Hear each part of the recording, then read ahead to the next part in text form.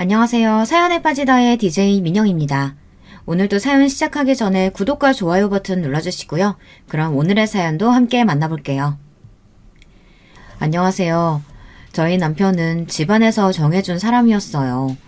결혼이라는 것이 감정만으로 해결되는 것이 아니라고 생각을 했기 때문에 선을 보라는 말에도 크게 반대하지 않았습니다. 그리고 막상 만났을 때도 나쁘지 않다고 생각했기 때문에 결혼을 결심하는 것에 고민을 많이 하지는 않았어요. 남편은 무역회사에서 일하고 있는 영업맨이었는데요. 성실하고 다정한 사람이었죠. 그래서 뜨거운 사랑을 한 것은 아니지만 그래도 좋은 감정을 가지고 만났답니다. 결혼을 하면 사람이 달라진다고들 하시는데 남편은 딱히 그런 모습을 보이지는 않았어요. 출장이 잦은 편이기는 했지만 되도록 저와 많은 시간을 보내려고 노력했고 아이가 태어나고 나서는 아이에게 좋은 아빠가 되어주기 위해서 노력했답니다. 저와 남편 사이에는 딸아이만 둘이었는데요. 하나는 피아노를, 하나는 바이올린을 일찍부터 시작했어요. 처음에는 악기라도 하나 다룰 줄 알면 좋지 않을까 싶어서 시작했는데 아이들이 무척이나 좋아했죠. 남편은 아이들의 발표회나 대회에 빠지지 않으려고 노력했어요. 자신이 잘할 때 부모님이 자신에게 큰 관심을 보이지 않아서 이런 행사가 있으면 많이 외로웠다고 하더라고요. 그것이 계기가 되어서 자신은 절대로 그런 아빠가 되지 않을 거라고 다짐을 했다고 하더군요. 저한테도 정말 좋은 남편이었어요. 가끔은 꽃을 선물하기도 했고 기념일이 아닌데 선물을 주기도 했죠. 특별한 날이 아니더라도 제게 좋은 추억을 주고 싶다는 남편의 달콤한 말이 저는 정말이지 너무 좋았습니다. 남편에게 단점이 하나 있다면 연락이 자주 끊어진다는 것이었어요. 특히 출장을 가면 연락을 못 받는 경우가 태반이었죠. 처음에는 그런 부분이 불안하기도 했고 왜 연락이 되지 않을까 걱정스럽기도 했지만 남편이 늦게라도 꼭 전화가 와서 정말 미안하다고 일하는 중에는 전화를 받는 것이 쉽지 않다고 제게 이해를 부탁하더라고요. 그래서 저 역시도 남편이 일하는 중에는 연락을 하지 않았답니다.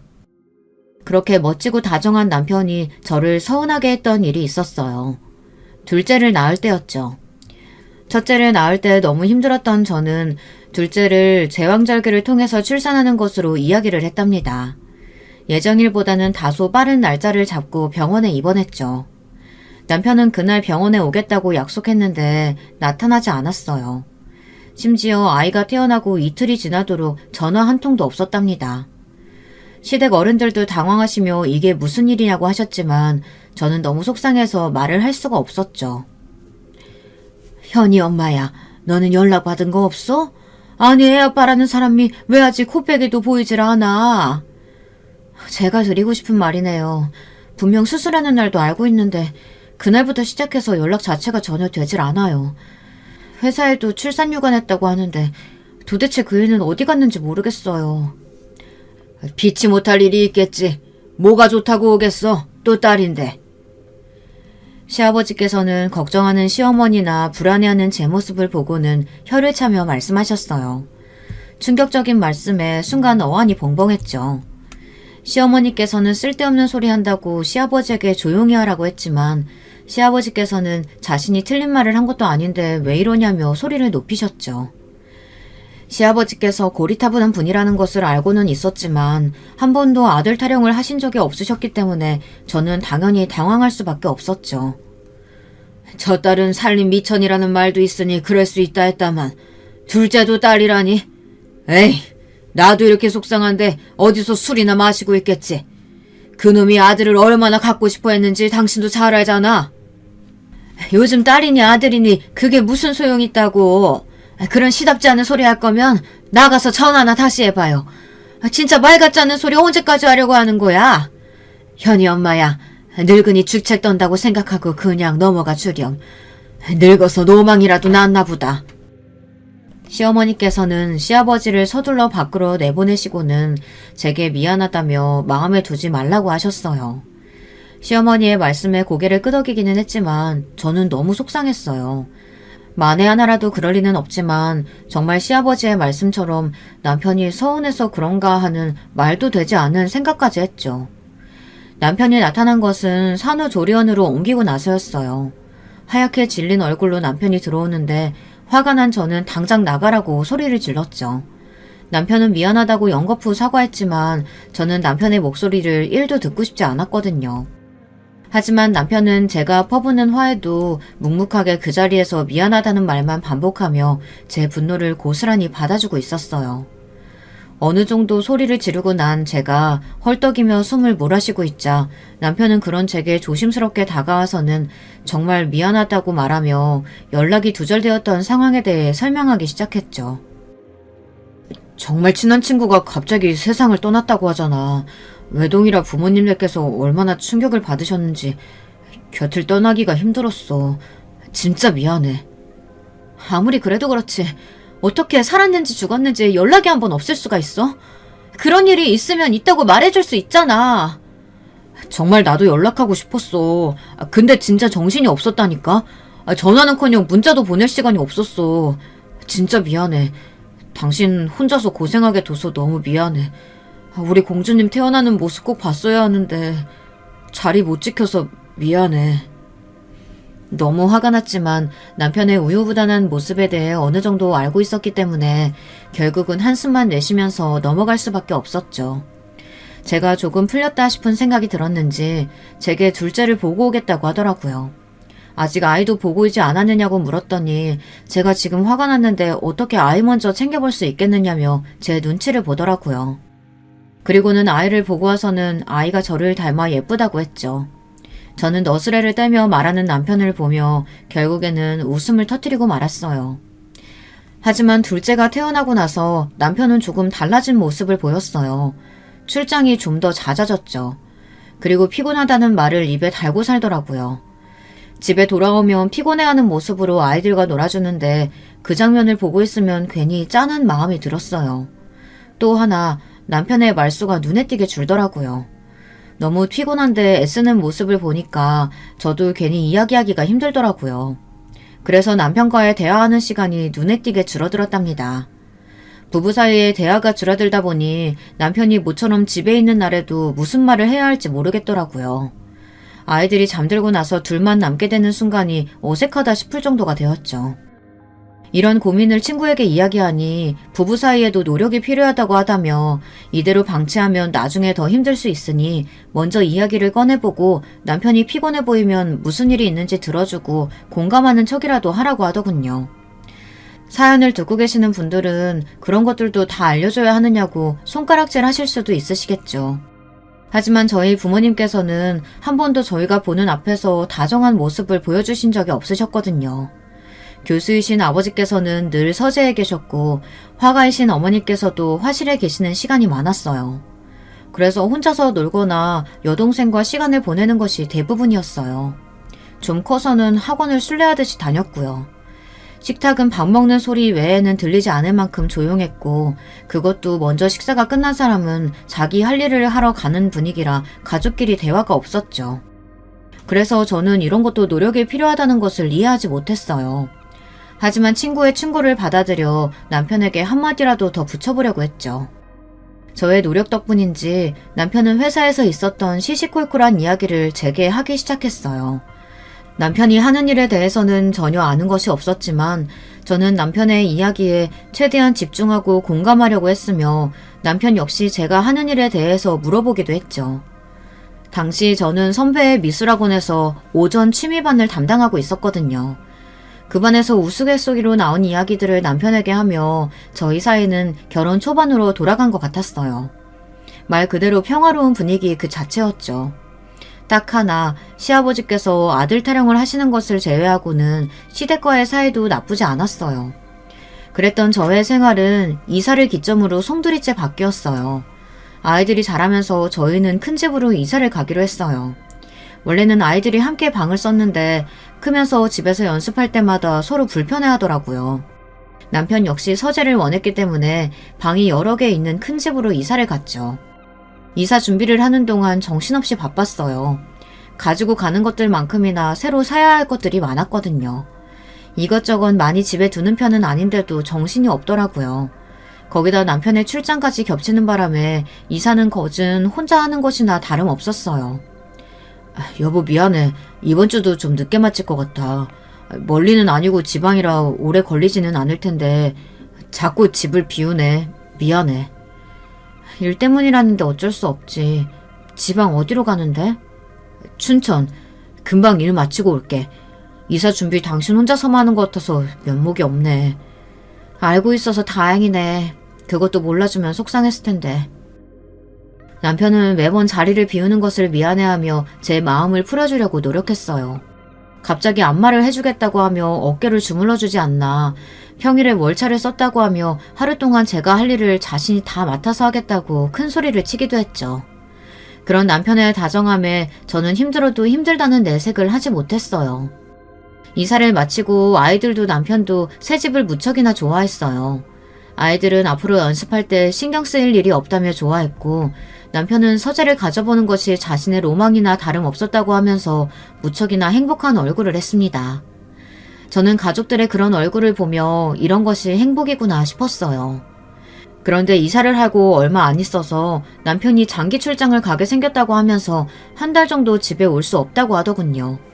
그동안 출장이라고 해봤자 3일을 넘긴 적이 없었는데 갑자기 한 달이나 자리를 비운다고 하니 기분이 좀 이상하더라고요.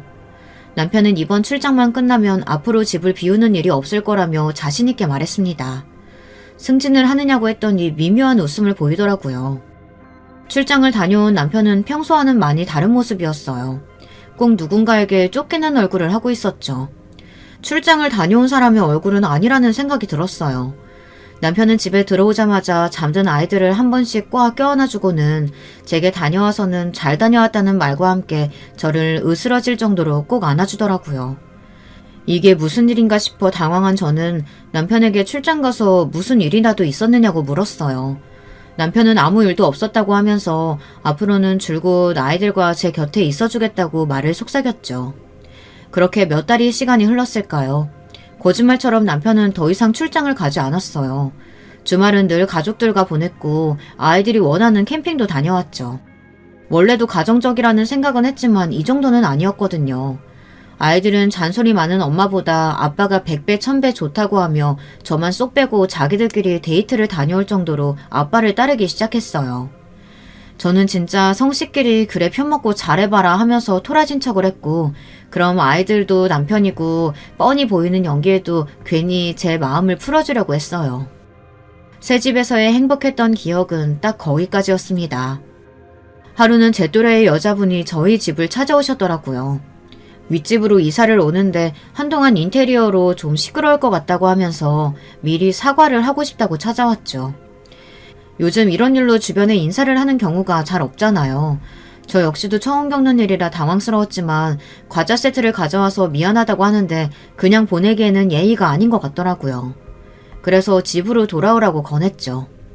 차를 준비하는 동안 이런저런 이야기를 나눴어요. 일주일 정도 걸린다고 해요. 많이 고칠 건 아니고 그냥 몇 군데 손볼 예정이라서요. 되도록 낮에 작업 부탁드렸는데 그래도 시끄러울 수 있을 것 같아서 미리 말씀드리려고 인사 다니는 중이에요. 요즘 이런 일로 인사 다니시는 분들 거의 없어서 솔직히 좀 놀라기는 했어요. 안 그래도 이웃집에 인사드리러 갔더니 할머니께서 이상한 눈으로 보시더라고요. 뭐하러 번거롭게 인사 다니냐고 하시던걸요? 저는 아파트에서 유명한 할머니의 얼굴을 떠올리고 웃으며 말했죠. 츤데레 타입의 할머니라 잔소리도 많고 뭘 해드려도 호통이 먼저지만 그래도 사람들 잘 챙겨주고 아이들이 인사하면 꼭 말 한마디라도 좋게 말해주시는 분이라고, 어려운 분이 아니라는 말을 전했어요. 윗집 여자는 전혀 그렇게 안 보이던데 앞으로 잘 지내야겠다고 하더군요. 이사는 언제 오세요? 혼자 준비하다 보니까 생각보다 시간이 많이 걸려서요. 그래도 신학기 시작할 때는 맞추려고요. 인테리어 끝나는 대로 들어올 생각이에요. 이사 준비를 혼자 하세요? 보통 힘든 일이 아니던데. 저도 남편이 늘 일로 바빠서 혼자 이사 준비하고 가구 보러 다니고 장난이 아니었거든요. 정신이 하나도 없을 정도였어요. 저랑 상황이 비슷하시네요. 저희 남편도 집에 자주 오질 못해서 모든 걸 저 혼자 준비해야 하거든요. 거실 가족 사진 보니까 딸만 둘이신데 애들이 다 엄마 닮아서 그런지 예쁘네요. 이야기를 나누던 윗집 여자는 가족 사진을 가리키며 참 행복해 보인다고 말했어요. 뭔가 씁쓸함이 느껴지는 말투라 의아하긴 했지만 저는 괜한 착각이겠거니 하면서 웃어넘겼죠. 윗집 여자는 아이들에 관해 이것저것 물어보더라고요. 자기도 아들이 하나 있는데 학교를 이 근처로 올 것 같다고 하면서요. 나이를 물어보니 우리 둘째보다 한 학년 위더라고요. 저는 지금 다니는 학교가 가깝기도 하고 학생 수도 많은 편이 아니라 좋다고 했어요. 여느 엄마들이 그렇듯 아이들 이야기가 시작되니 이야기가 분수처럼 터지더라고요. 학원은 어디가 좋은지, 이 동네 분위기는 어떤지 이런 이야기를 나누다 보니 시간이 금방 흘러갔죠. 남편 차가 들어왔다는 소리가 들리자 윗집 여자는 이만 자신도 가봐야겠다고 했어요. 처음 만난 사이임에도 불구하고 시간 가는 줄 모르고 이야기를 나눈 것이 신기할 정도라고 하며 윗집 여자를 배웅하고 얼마 안 있어 남편이 돌아왔죠. 저는 방금 윗집으로 이사 오는 집에 엄마가 인사를 하러 왔는데 못 만나느냐고 물었어요. 남편은 아무도 마주치지 못했다고 하며 요즘 누가 인사를 오냐고 이상해했죠. 나도 의외다 싶었는데 이야기 나눠보니까 엄청 대화가 잘 통하더라고. 아들이 하나 있다는데 우리 둘째 또래더라. 또 교육열 불타는 당신 신나게 이야기했겠는데 엄마들은 모이면 다 그런 이야기뿐이라며? 나 정도면 심한 것도 아니야 여보. 우리 애들이야 자기들이 하고 싶어해서 시키는 거고 선행이라고 해봤자 딱 1년만 시키잖아. 다른 집들에 비하면 아무것도 아니거든. 그리고 윗집 엄마도 관심 많은지 학원 괜찮은 곳은 어디냐, 학교 분위기 어느 정도냐 이렇게 물어보던데? 오늘 처음 봤다면서 무슨 그런 얘기까지 했대. 당신 나 또 가리면서 용하네? 그러니까 이상하지. 근데 마치 오래 본 사람 같았다니까? 남편은 그런 사람을 만난 것도 행운 아니겠냐며 앞으로 윗집 아랫집 잘 지내면 좋겠다고 하더라고요. 저 역시 좋은 이웃이 될 것 같다고 말했죠. 인테리어로 소란스럽던 것도 잠깐, 윗집 여자는 곧 이사 떡이라고 하며 선물 상자를 들고 저희 집으로 인사를 왔어요. 이번에는 아들도 함께였는데요. 저를 빤히 보더니 후다닥 인사도 없이 자신의 집으로 가버리더군요. 윗집 여자는 당황하면서 약하게 태어나서 오냐오냐 키웠더니 버릇이 없다며 사과를 했죠. 저는 아이들이 낯선 어른을 봤는데 당연한 것 아니겠냐며 괜찮다고 했지만 윗집 여자는 무척이나 미안한 얼굴을 하며 연거푸 사과를 하더라고요. 큰애를 유산하고 나서 가진 아이라 그런지 태어날 때부터 몸이 약했거든요. 죽을 고비를 넘긴 적이 있다 보니 제가 엄하게 키우지 못했어요. 세상에 많이 아팠나 보네요. 마음고생이 심하셨겠어요. 2들 지나자마자 애가 과호흡이 와서 죽다 살았죠. 그래서 그런지 병실에서 생사를 넘나들던 그 시기만 되면 어김없이 열이 올라서 아직도 고생이랍니다. 그래서 저희는 4월만 되면 안심을 할 수가 없어요. 세상에 애들이 다 그렇더라고요. 저희 애들 둘도 자기 태어난 달만 되면 이상하게 시름시름 앓아서 저도 미치겠어요. 하필 둘 다 4월생이라 저희 집도 4월만 되면 긴장되는 게 걱정이 태산이죠. 거기다가 애 아빠는 뭐가 그렇게 바쁜지 코빼기도 보이질 않다가 애가 숨 넘어간다고 하자 그제야 와서는 진짜 그때 일만 생각하면 아직도 제가 아이한테 미안하고 아이 아빠는 원망스럽고 그래요. 어쩜 아빠가 돼선 그럴 수가 있대요? 애가 아프다는데 일을 우선으로 두다니 진짜 너무했다. 윗집 여자는 자신의 편을 드는 저를 물끄러미 바라보았어요. 저는 얼굴에 뭐가 묻었느냐고 물었지만 윗집 여자는 자신을 이해해줘서 고마워 그런다고 말하며 얼버무렸죠. 그리고 앞으로 잘 부탁한다고 하면서 애가 학원 갈 시간이라 챙겨줘야겠다고 하며 자리에서 일어났죠. 저는 앞으로 잘 지내보자고 말했고요. 이때까지만 하더라도 저는 윗집과 정말 좋은 사이로 지낼 수 있을 거라고 생각했어요. 하지만 일주일 뒤 저는 그 생각이 얼마나 큰 착각이었는지 깨닫기 시작했죠. 아들 있는 집과 딸 있는 집은 다르다고 하더라도 초등학교를 다닐 정도면 그래도 어느 정도 잘한 것이나 다름없는데 밤만 되면 발을 쿵쿵 구르는 소리가 들리더라고요. 아이들은 윗집이 너무 시끄러운 것 같다고 투덜거렸죠.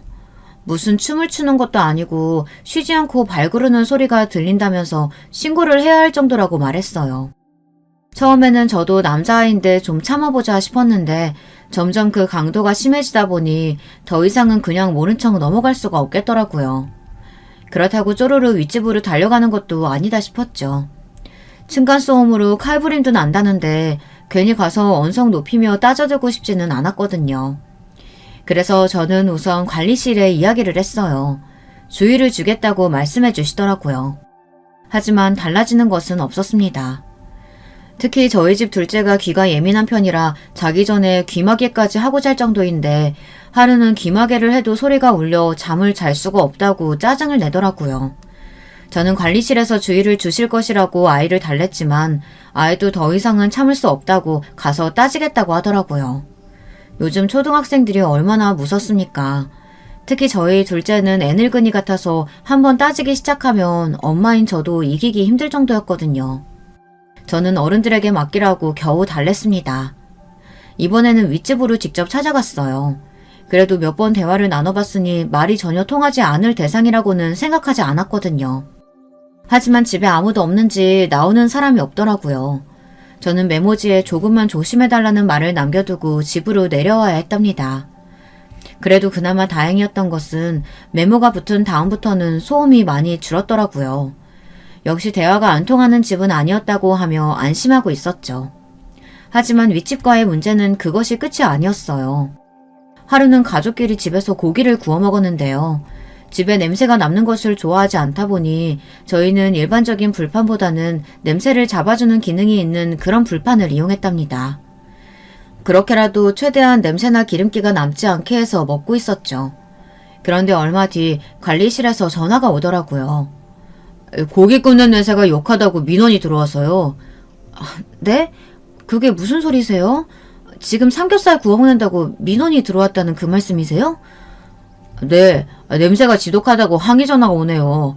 환풍기는 돌리고 계시는 거죠? 기가 찬 저는 환풍기는 물론 불판 자체도 냄새를 잡아주는 것으로 사용하고 있다고 말씀드렸어요.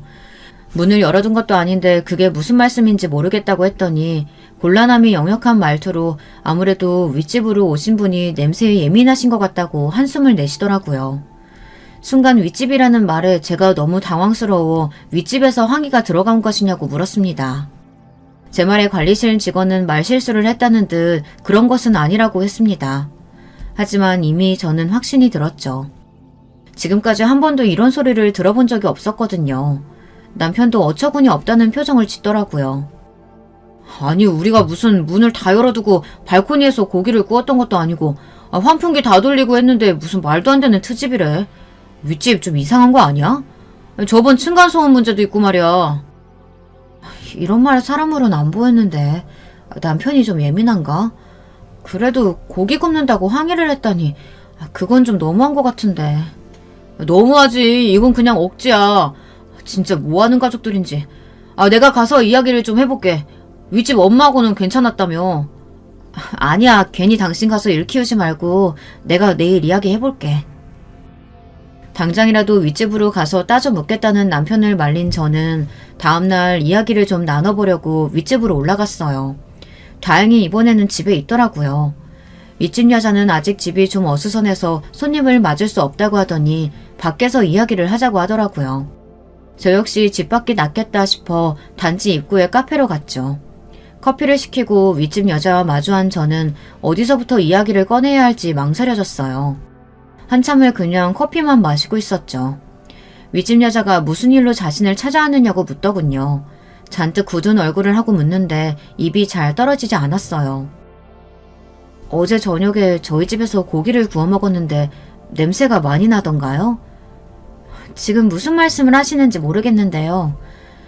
어제 저희가 고기 구워 먹는데 굽는 냄새가 역하다고 항의 민원이 들어왔다고 해서요. 저희는 환풍기도 틀고 불판도 냄새 잡아주는 걸로 했고 따로 문을 열고 구웠던 것도 아닌데 불편하실 정도였나 싶어 여쭤보고 싶었어요. 고작 그런 얘기하려고 저 보자고 하셨어요? 윗집 여자는 제 질문에 한숨을 내쉬더니 다소 허탈한 얼굴로 대답하더군요. 저는 민원으로 넣으실 정도면 그만큼 불만이 있으셨기 때문 아니냐며 다시 물었습니다. 윗집 여자는 처음 만났던 것과는 전혀 다른 분위기를 풍기며 말했어요. 마치 딴 사람이 와서 앉아있는 것 같더라고요. 다수의 가구가 모여 사는 곳인데 그런 건 알아서 조심해줘야 하는 거 아니에요? 어떻게 그런 기본 예의가 없을 수가 있어요? 고기가 먹고 싶으면 나가서 사 먹던가요. 벽지에 냄새 남으면 그쪽에서 책임질 것도 아니잖아요. 저희가 해야 할 조치를 안 한 것도 아닌데 그렇게까지 말씀하실 건 아니지 않나요? 냄새가 얼마나 올라가는지 모르겠지만 말씀처럼 다수의 사람들이 모여 사는데 서로 좋은 말로 이야기하고 이해할 수 있는 부분은 이해해도 될 문제 같은데요. 저는 그런 마음으로 나왔는데 말씀이 지나치시네요. 지나친 건 그쪽이죠. 층간소음이 어쩌고 하면서 집 앞에 메모까지 할 때는 언제고 자기들 일은 이해해달라니 너무 파렴치한 거 아니에요? 어떻게 그런 뻔뻔한 말을 아무렇지 않게 할 수가 있어요? 윗집 여자는 동네 분위기를 보고 결정했는데 어떻게 이렇게 수준 떨어지는 대화를 하게 될 줄은 몰랐다며 혀를 찼습니다. 발소리가 너무 크다고 조심해달라고 했던 것이 기분이 상했던 것 같았어요. 하지만 이런 말까지 듣고 있자니 그대로 좋게 이야기하고 싶은 마음이 싹 사라지더라고요. 대기야말로 12시가 넘은 시간에 무슨 춤 연습하는 것도 아니고 쉬지 않고 발을 구르던데 저희도 어느 정도면 참았죠. 아들 키우는 집은 좀 다르다고 해서 저희도 참을 만큼 참았거든요. 낮 시간이면 저희도 이해했어요. 그런데 그 시간이면 어느 집이든 조심해달라고 부탁드릴 수 있는 거 아닙니까? 초등학생 애가 발 좀 굴렀다고 해봤자 얼마나 울린다고. 그럼 집에서 애를 묶어놓게 키울까요? 그런 말씀이 아니잖아요. 아까 보니까 집에서 슬리퍼도 안 신고 다니시던데 아랫집에 조심하기 위해서라도 어느 정도 노력은 하셨어야죠. 무작정 어린애가 있으니까 참으라고 하시는 것도 예의는 아닌 것 같네요. 윗집 여자와의 대화는 점점 과열되었어요. 카페에서 한가롭게 앉아있는 사람들 사이에 얼굴이 붉어질 정도로 열을 올리며 대화하는 두 여자의 모습은 어디서 봐도 눈에 띌 정도였죠. 저는 화가 치밀어 올랐지만 그래도 조근조근 이야기하려고 노력했어요. 하지만 윗집 여자가 갑자기 고래고래 소리를 지르더군요. 이웃 간의 예의에 대해서 이야기하시면서 지금 일방적으로 우리 집만 조심하라고 하시잖아요. 왜 저희 집만 배려하라고 하시는데요? 진짜 사람 그렇게 안 봤는데 몰상식해도 정도가 있지 이게 무슨 상황이에요? 갑자기 커진 윗집 여자의 목소리에 당황한 저는 주변 사람들의 시선에 얼굴이 화끈거렸어요. 윗집 여자는 자신은 피해자고 저는 가해자라는 듯이 억울하다고 소리를 높였죠. 여기서 같이 소리를 높이면 똑같은 인간밖에 되지 않는다는 것을 잘 알고 있었지만 저 역시 지지 않고 언성을 높여 말했답니다. 밤늦은 시간에 발 구르는 거 조심해달라는 게 그렇게 억울한 일이세요? 환풍기에 문까지 닫고 굽고 있는데 고기 굽는 냄새 싫다고 하시니 저희도 좀 신경을 쓰죠. 하지만 이 상황에서 본인만 피해자인 척 행동하시는 건 염치 없는 것 같은데요. 어떻게 생각하세요? 지금 제가 오버한다고 말하고 싶으신 건가요? 그래요, 지금? 제 말에 윗집 여자는 더 짜증을 내기 시작했지만 저는 먼저 자리에서 일어나 서로 조금 조심하자고 말하고 먼저 나와버렸죠.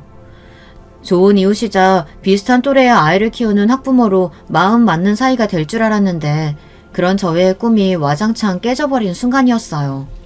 하지만 거기서 끝이었다면 좋았을 것을 윗집은 멈출 기미가 없어 보였어요. 하루는 관리실에서 연락이 오더라고요. 혹시 음식물 쓰레기를 집에 방치해 두신 건 아니냐고 말이죠. 황당한 말에 저는 음식물 처리기 자체가 있는데 무슨 말씀이시냐고 했어요. 그랬더니 윗집에서 바퀴벌레가 나왔는데 아무래도 저희 집에서 올라온 것 같다고 했다더라고요. 황당했죠. 바퀴벌레에 주소가 붙어있는 것도 아닌데 우리 집에서 올라온 것 같다니 그게 무슨 말이냐고요. 관리실 직원분도 그렇게 말씀은 드렸지만 확신에 찬 목소리로 아랫집 때문에 바퀴벌레가 생긴 게 분명하다고 하시니 어쩔 수 없이 연락을 드리게 되었다고 하며 죄송하다고 하더라고요. 솔직히 관리실 직원의 잘못은 아니잖아요. 저는 한바탕 가서 따져야 하나 생각하다가 똥이 더러워서 피하지 무서워서 피하냐 싶은 마음으로 저희 집에는 바퀴벌레를 본 적 없으니 다른 곳에서 알아보시라고 말하고 전화를 끊어버렸죠. 하지만 그뿐만이 아니었어요. 그 이후로도 관리실 직원에게 몇 번이나 민원 관련된 전화를 받아야만 했죠. 심한 날에는 친정에 와 있는데도 전화가 와선 윗집에서 피아노 치는 소리 때문에 잠을 잘 수 없다고 하니 조심을 부탁드린다고 하더라고요. 어이가 없던 저는 일주일 동안 집을 비운 상태인데 그게 무슨 말씀인지 모르겠다고 했죠. 지금 댁에 안 계신다고요? 네, 저희 일주일 동안 집 비운 상태인데 도대체 무슨 피아노 소리란 말씀이신지 모르겠네요. 저희 집에서 들린 소리라고 하던가요? 윗집에서? 아무래도 오해가 좀 있으셨나 봅니다. 제가 잘 이야기하겠습니다. 저는 괜히 저희 집과 윗집 사이에 끼어 고생하시는 관리실 직원에게 미안한 마음마저 들었어요. 무슨 죄가 있다고 중간에서 곤혹을 치르고 있어야 하나 싶더군요. 저는 자꾸 이런 일이 생겨서 미안하다고 하면서 아무래도 윗집이 좀 예민한 것 같다고 따로 이야기를 해보겠다고 했습니다. 관리실 직원은 차라리 그냥 자신에게 이야기하라고 하며 직접적으로 부딪히는 것은 좋은 방법이 아닌 것 같다고 하더군요. 그렇게 전화를 끊고 나서 저는 남편에게 방금 전화에 대해 이야기를 하며 차라리 이사를 가버릴까 싶다고 솔직하게 말했어요. 남편도 진지하게 듣더니 아무래도 자꾸만 마찰이 생기는 것은 마음 편한 일은 아니라고 하면서 제가 너무 힘들면 이사를 가는 것도 방법이라고 했죠. 하지만 당장에 결정하기는 어려웠어요. 전학 온 지 얼마 되지도 않았는데 아이들에게 또 전학 이야기를 꺼낸다는 것이 쉽지 않더라고요. 아이들 키워보신 분들은 아시겠지만 이 또래의 아이들에게 친구라는 존재가 얼마나 중요합니까? 남편과 저는 다른 방법을 찾아보기로 했어요. 하지만 속으로는 학교 근처로 다시 집을 알아봐야겠다 싶었죠. 그렇게 얼마의 시간이 흘렀을까 대망의 사건이 터지고 말았답니다. 딸아이의 대회가 코앞으로 다가온 어느 날 평소처럼 늦은 시간까지 연습을 하고 온 딸아이는 꾸벅꾸벅 졸면서 집으로 들어오고 있었어요. 겨우 씻기고 잠이 들었죠. 대회 장소까지 거리가 있다 보니 아침 일찍 출발하기로 하고 남편과 저도 아이들을 재우자마자 잠이 들었어요. 11시쯤 되었을 거예요. 설핏 잠이 들었다가 천장이 무너질 것 같은 소리에 눈이 번쩍 뜨였죠. 무슨 축구라도 하는 것처럼 미친 듯이 소리가 울리더군요. 잠에서 깬 첫째가 이러다 천장이 무너질 것 같다고 하며 무서워했어요. 남편 역시 무슨 사고라도 난 거 아니냐고 하더라고요. 그러다 이내 잠잠해지더니 이번에는 음악을 따라 부르는 소리가 들리기 시작했죠. 더 이상 참지 못한 저는 가디건을 대충 껴입고 윗집으로 올라갔어요. 남편이 진정 좀 하라고 저를 붙들었지만 저는 더 이상은 도저히 못 참겠더라고요. 늦은 시간임에도 저는 거침없이 배를 울렸습니다. 꽤나 시끄러운 소리에 옆집 잔소리 많으신 할머니께서도 화가 잔뜩 나셔선 집에서 나오고 계셨죠. 지금 시계가 몇 시인데 노래 부르고 춤추냐고 아주 아파트 전체가 울릴 정도로 호통을 치셨습니다. 그리고는 저를 보시고 이 일 때문에 올라왔느냐고 하셨죠. 제가 대답을 하려는데 문이 열리면서 시끄럽게 남의 집 앞에서 뭐하는 짓이냐고 하더군요. 할머니께서는 방금까지 미친년 널뛰듯이 노래 부르고 춤춘 사람이 누군데 그런 말을 하느냐고 시계도 볼 줄 모르냐고 버럭하셨어요.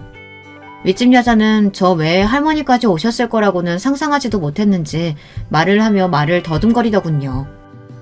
할머니께서는 일이 일찍 끝나서 그냥 집에 왔다고 하시면서 정상적으로 생각을 좀 하고 행동하라고 하시더니 다시 집 안으로 쏙 들어가 버리셨죠. 할머니 덕분에 어느 정도 진정이 된 저는 차분하게 말했어요. 할머니께서 제가 하고 싶은 말은 다 한 것 같은데 제발 시계는 좀 보셨으면 좋겠어요. 아까는 무슨 축구 경기하는 것처럼 우당탕탕 뛰던데 이제는 춤에 노래까지. 진짜 너무하시네요. 서로 조심할 건 조심하자고 이야기했는데 이렇게까지 하시는 건 곤란하죠. 저는 주의를 부탁하고 몸을 돌려 집으로 가려고 했어요. 그때였죠. 남자아이가 나오더니 저를 보며 소리를 지르더군요. 그것도 충격적인 내용으로 말이죠. 저는 너무 놀라 그 자리에 얼어붙고 말았어요. 아이는 그런 저를 보고 악을 쓰며 외쳤죠. 저는 겨우 몸을 틀어 남자아이를 바라보았어요. 너 방금 뭐라고 했니? 아줌마가 우리 아빠 빼앗아간 나쁜 사람이냐고 물었어요. 아줌마 맞죠? 아줌마가 엄마한테서도 나한테서도 아빠 빼앗아갔잖아요.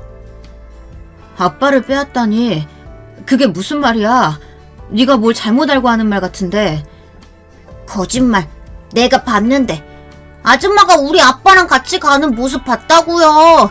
분명 우리 아빠인데 아줌마 때문에 아빠가 나 보러 오지도 않는 거죠. 저는 남자아이의 말에 다리가 풀리는 것 같았어요. 처음 집으로 인사하실 때는 너무 후다닥 사라져서 제대로 보지 못했던 남자아이의 얼굴을 보던 저는 튀어나오려는 비명을 속으로 삼켜야만 했죠. 언젠가 시댁에서 봤던 남편의 어린 시절 모습하고 똑 닮은 얼굴을 하고 있었거든요. 둘째와 함께 세워두면 쌍둥이라고 해도 믿을 정도로 닮은 모습이었어요. 저는 벌벌 떠는 손으로 핸드폰을 꺼내 남편에게 전화를 걸었어요. 그리고는 당장 윗집으로 와달라고 했죠. 제 목소리가 심상치 않다고 느꼈는지 남편이 걱정스러운 말투로 무슨 일이라도 있었느냐고 물었지만 저는 당장 올라오라는 말만 반복했답니다. 전화를 끊자 윗집 여자는 남자아이에게 방에 들어가 있으라고 말했어요. 그리고 나오라고 할 때까지 한 발자국도 움직이면 안 된다고 엄하게 말했죠. 남자아이는 저에게 하고 싶은 말이 아직 남았다고 했지만 윗집 여자는 당장 들어가라고 이야기를 하더라고요. 아이가 들어가는 것과 동시에 남편이 놀란 얼굴을 하고는 무슨 일로 전화를 했냐고 하며 다가왔어요. 남편이 다가올수록 심장이 벌렁거렸죠. 윗집 여자는 의미심장한 미소를 지으며 저를 바라보고 있었고요. 이야기 잘 안 되는 거야? 갑자기... 곁으로 다가온 남편은 윗집 여자와 눈을 마주치더니 온몸이 딱딱하게 굳어서는 하던 말도 멈추고 가만히 서 있었어요. 윗집 여자는 미소 가득한 얼굴로 오랜만에 봤는데 반갑게 인사 정도는 해줄 수 있지 않느냐며 말했죠. 남편은 떨리는 목소리로 여기를 어떻게 알고 왔느냐는 말을 하더니 저보고는 나중에 이야기를 할 테니 먼저 내려가 있으라고 하더군요. 윗집 여자는 이렇게까지 된 마당에 언제까지 숨길 수 있을 것 같느냐고 하더니 손바닥으로 하늘을 가리는 것도 이제는 끝이라는 알 수 없는 말을 했어요. 미쳤어? 여기가 어디라고? 내가 분명히 말했잖아. 쓰레기인 줄은 알고 만났지만 진짜 최악 중에 최악이다 너란 인간. 내 인생에서 가장 아름다워야 할 순간을 그렇게 시궁창에 쳐넣은 인간이 넌데 네가 헤어지자고 하면 그렇게 하겠습니다 하고 물러날 줄 알았니? 너 진짜 나를 무슨 호구로 봤구나. 돈도 충분히 줬잖아. 네가 돈만 주면 헤어진다며.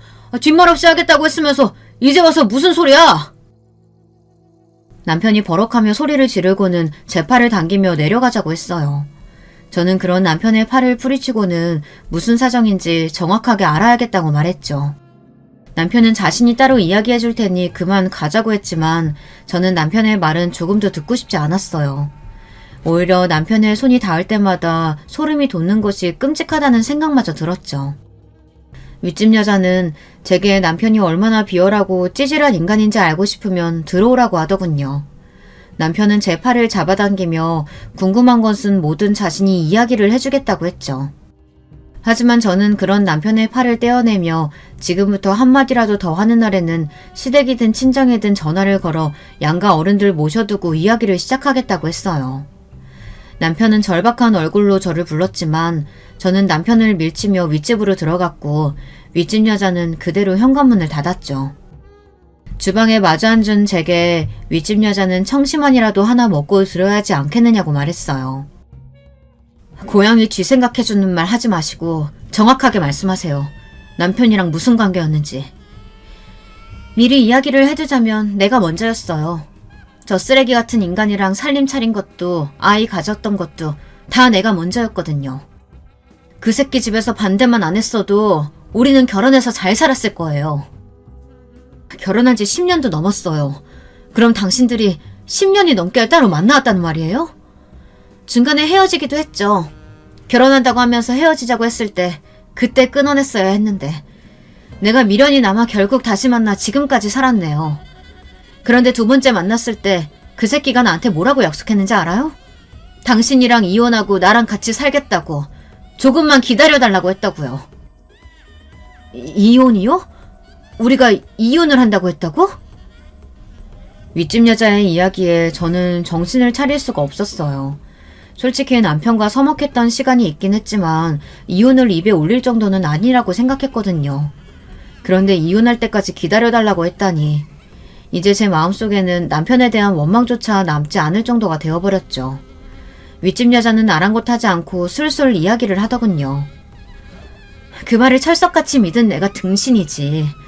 당신이랑 이혼하는데 시간이 걸린다고 하면서 이리저리 핑계만 대더니 결국 올해 초에 갑자기 헤어지자고 하더라고요. 앞으로 당신과 딸아이에게 집중하겠다고 하면서요. 내 아들은? 이혼하겠다는 말 하나만 믿고 지금까지 기다린 나는 뭐가 되는데요. 그러면서 위자료라고 돈 던져주고는 연락까지 끊어버리고. 여기로 이사 온 것도 다 목적이 있어서였군요. 우리 집에 찾아와 인사했던 것도 저한테 살갑게 다가왔던 것도 다 목적이 있었던 거였어. 당연하죠. 나와 아들 버리고 간 그 인간 그 인간 지키고 싶은 가정이 얼마나 대단한가 싶어서 찾아왔어요. 아주 끔찍할 정도로 행복하게 사는 당신들 보면서 내 마음이 얼마나 지옥이었는지 알아? 나는 그렇게 힘든데 하하호호 아주 행복해 죽겠다는 얼굴로 다니는 당신 보면서 내가 얼마나 죽고 싶었는지 상상이나 되냐고. 결혼한 남자인 줄 알면서 만난 사람은 그쪽이죠. 이혼한다는 달콤한 말에 속아서 자식 낳고 시간 낭비한 것도 당신이고요. 누가 그렇게 하라고 했어요? 당신이 선택한 삶이면서 누구 탓을 하는 건데요? 이 모든 상황의 원인이 제게 있다고 외치는 윗집 여자를 보며 토끼가 올라왔어요. 금방이라도 화장실로 달려가 속에 있는 것들을 다 개어내고 싶은 심정이었죠. 윗집 여자는 악다구니를 하는 저를 보며 고개를 끄덕였죠. 제 말처럼 모든 것은 다 자신이 스스로 자초한 일이 맞으며 그 때문에 자신의 아들에게 너무도 많은 상처를 줬다고 중얼거렸어요. 저와 윗집 여자 사이에 침묵이 흘렀어요. 저는 여기서 더 충격받을 일이 뭐가 있을까 싶었지만 여기가 끝이 아니더군요. 비틀거리며 일어나는 저를 붙든 윗집 여자는 아직 이야기가 남아있으니 마저 듣고 가라고 했어요. 저는 여기서 더 이상 할 얘기가 뭐가 있느냐고 했지만 윗집 여자는 고집스럽게 저를 당겨 앉혔어요. 잠수탄 그 인간이 도저히 용서가 안 돼서 그 인간 부모를 만나러 간 적이 있었거든요. 가서 내가 그 인간 아들 낳았다. 이혼하고 나랑 결혼한다고 해서 지금까지 기다렸는데 위자료라고 돈만 던져주고 사라졌다. 당장 그 인간 데려와라 하고 말이죠. 지금 시부모님들을 만났다는 말이에요? 자기 발로 찾아가서? 그래요. 그런데 그 인간 아버지란 사람이 나한테 뭐라고 했는지 알아요? 아들만 내놓고 썩 꺼지라고 소리를 지르더라고요. 자기네 핏줄인 아들은 자기 며느리가 잘 키워줄 테니까 받은 돈으로 새 출발하라고. 저는 윗집 여자의 말에 피가 거꾸로 치솟는 기분이었어요. 아무리 아들이 있어야 한다고 노래를 부르셨더라도 이 상황에서 그런 말이라니. 정말이지 지금까지 남편과 살아온 시간들이 송두리째 사라졌으면 좋겠다는 생각이 들었어요. 윗집 여자는 남편과 결혼을 하고 싶다거나 아들을 호적에 올려달라고 할 생각은 추워도 없다고 말했죠. 그저 그런 쓰레기 같은 인간의 인생에 빈 엿이라도 던져줘야 성이 풀릴 것 같아서 제게 접근했다고 말했어요. 저는 팔다리에 힘이 하나도 들어가지 않았지만 젖먹던 힘까지 짜내서 자리에서 일어났습니다. 윗집 여자가 부축해주겠다고 했지만 단호하게 거절하고 윗집을 나왔죠. 집 앞에선 저는 현관을 한참이나 노려봤습니다. 이 문만 열고 들어가면 남편이 있을 거라는 생각에 저절로 욕이 나올 것 같았지만 저는 아이들 얼굴을 떠올리며 필사적으로 참았죠. 집으로 들어가자 남편이 무슨 이야기를 했느냐며 다가오더군요. 저는 아이들 깨우지 말고 조용히 닥치라고 말하고는 안방으로 들어가 아이들과 제 물건을 챙기기 시작했어요. 남편이 안절부절 못하며 제발 자기 이야기를 좀 들어달라고 하더군요. 저는 알고 싶은 일은 조금도 없으니 숨도 크게 쉬지 말라고 했죠. 그렇게 뜬 눈으로 밤을 보낸 저는 아이들 대회 준비로 집을 나서며 남편에게 조금의 흔적도 남기지 말고 다 챙겨 나가라고 말했어요. 그리고 앞으로 모든 일은 변호사와 이야기를 하게 될 것이라고 말했죠. 저는 남편에게 소리를 지르지도 않았고 화를 내지도 않았어요. 윗집 여자와 이야기를 나누는 동안 그럴 가치도 없다는 것을 깨달았거든요. 남편은 자신의 이야기도 들어줘야 하는 것 아니냐고 했어요. 나랑 결혼하기 전에 윗집 여자랑 동거까지 했다는 사실, 나랑 결혼하고도 계속해서 만났다는 사실, 나랑 이혼할 때까지만 기다려달라고 했다는 사실, 윗집 아이가 당신 아들이라는 사실, 이 모든 사실 중에 아닌 게 하나라도 있어? 하지만 결국은 다 정리하고 당신과 아이들만 보려고 살려고 했어. 그래서? 그게 앞의 일들을 다 없었던 일로 만들어줄 만큼이 된다고 생각해? 더러운 새끼. 앞으로 내 딸들 얼굴 볼 생각도 하지 마. 당신이랑 이렇게 말 섞고 있다는 사실만으로도 오장육부가 다 입 밖으로 튀어나올 정도로 역겨우니까. 남편은 제 말에 충격을 받은 얼굴을 했지만 더 이상 저를 붙들지는 못했습니다. 아이들 대회를 마치고 저는 집이 아닌 친정으로 향했어요. 그리고 가족들에게 남편 일을 숨김없이 말했습니다. 평소 큰소리 한번 내지 않으시던 아버지께서는 당장 남편을 데려오라고 하시며 절대 용서하지 않겠다고 하셨어요. 그런 모습은 처음이라 저도 많이 놀랐습니다. 저는 남편과 모든 것을 정리하겠다고 말하고는 필요하면 소송도 할 생각이라고 말했어요. 남편과의 이혼 소송은 참으로 길었습니다. 남편은 이혼하지 않겠다고 버티고 있었고 시댁 어른들은 그렇게 이혼하고 싶으면 아이들은 두고 가라고 하셨죠. 길고 긴 싸움 끝에 결국에는 양육권만 가지는 것으로 이혼이 성립되었어요. 남편은 마지막까지 비겁했어요. 자신은 윗집 여자를 버리고 가정을 지키려고 했다고 말했죠. 여러분들 생각은 어떠신가요? 제가 남편의 이 말에 이혼 대신 가정을 지켰어야 했을까요? 여러분, 두 번째 사연 시작하기 전에 좋아요, 구독 꾹 눌러주실 거죠? 그럼 두 번째 사연 바로 시작합니다. 곤란한 고부관계 때문에 힘드셨다던 여성 사연자분의 얘기가 준비되어 있는데요. 어떤 인생을 살아오셨으며 또 어떤 고부관계에서의 문제를 겪으셨는지 제가 지금 바로 여러분께 소개해 드릴게요. 저희 아빠께서는 제가 6살 되던 해에 돌아가셨어요. 교통사고를 당하셨는데 직후에는 상태가 그렇게 나쁘지 않으셨다가 심각한 후유증이 나타나서 갑자기 돌아가신 것으로 그렇게 들어서 알고 있습니다. 그리고 저희 엄마께서는 제가 7살일 때 저를 친할머니 댁에 맡기고 떠나셨어요. 참고로 친할아버지는 제가 태어나고 얼마 안 돼서 돌아가신 분이기 때문에 제가 직접적으로 얼굴을 뵌 적은 없답니다. 아빠의 형제로는 고모 2분이 계셨는데요. 제가 친할머니 댁에 맡겨졌을 당시 큰 고모께서는 시집을 가신 상태였고 작은 고모께서는 다니시던 직장의 기숙사에 주로 기거하시면서 가끔 친할머니 댁에 들르시며 지내고 계셨죠. 저는 엄마께서 저를 잠깐만 친할머니께 맡기신 줄로만 알았어요. 할머니 말씀 잘 듣고 사고 안 치고 얌전하게 지내야 돼. 알았지? 착하게 있으면 엄마가 다시 데리러 올 테니까 100밤만 기다리면 된다고 엄마가 말했었지? 100밤만 자고 나면 엄마께서 다시 저를 데리러 오실 줄로만 믿었어요. 그러나 100밤을 모두 새고 나서도 엄마께서는 오시지 않았고 전 작은 고모의 손을 잡은 채로 초등학교에 입학했습니다. 초등학교에 들어가고 나서 얼마 뒤에 반 친구랑 싸웠었거든요. 자세히 기억은 안 나는데 아마 그 친구가 부모님 얘기를 들먹여서 제가 화를 냈었던 걸 거예요. 반 친구랑 치고받고 싸운 저는 서러워서 엄마를 보고 싶다며 이틀 밤낮을 떼를 썼었죠. 그런 저를 달래시며 할머니께서는 무척 속상해 하셨었고요. 그 주말에 집으로 오신 작은 고모께서는 떼를 쓰며 엄마를 찾는 저에게 화를 내셨어요. 너 바보 아니야? 너희 엄마가 널 왜 데리러 오겠어? 너 버림받은 거야. 너희 엄만 진작에 널 여기에 두고 도망친 거라고. 자기만 잘 살고 싶어서. 네가 있으면 자기 인생에 걸림돌이니까 널 여기에 치우고 가버린 거지. 참, 넌 그런 줄도 모르고 아직도 엄마 타령을 하고 있었니? 저는 극심한 충격으로 차마 울지도 못하고 작은 고모의 말씀을 부정하지도 못한 채 가만히 있었지요. 친할머니께서는 작은 고모가 너무 섣부르고 어리석었다면서 혼을 내셨고요. 이건 좀 나중의 일인데 그때 일을 두고 작은 고모께서는 저한테 사과를 하셨어요. 어린 조카한테 그렇게 대놓고 막말을 한 걸 후회한다고 말이죠. 제가 상처받은 걸 보고 많이 반성도 하셨다고 했어요. 전 사실 작은 고모의 그 발언에 반신반의했었답니다.